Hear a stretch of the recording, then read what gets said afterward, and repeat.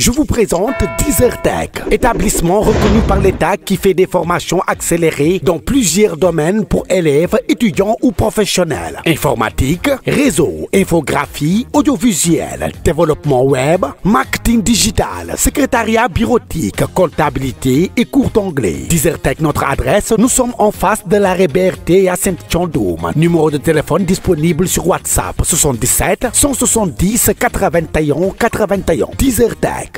salaamaaleykum waa dina salaamaaleykum waa Sénégal ñi siyaar ñëpp di leen wax nag seen doom seen xarit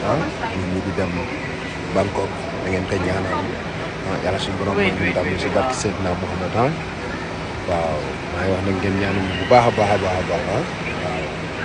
di wax kilifa diini kilifa aada yëpp nañ ñu ñaanal ñu xam ne seen doom seen rakk seen lépp mu ngi dem pour xeexal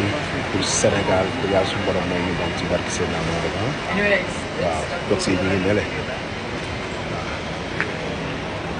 coach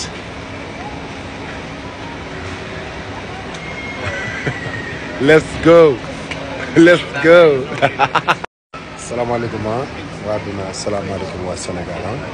ñi siyaar ñëpp di leen wax nag seen doom seen xarit ñun ñi di dem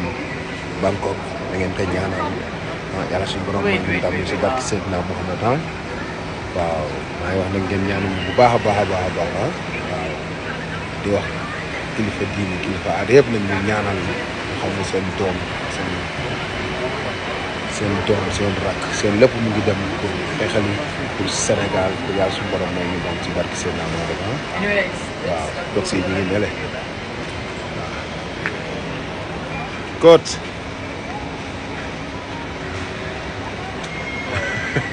let's go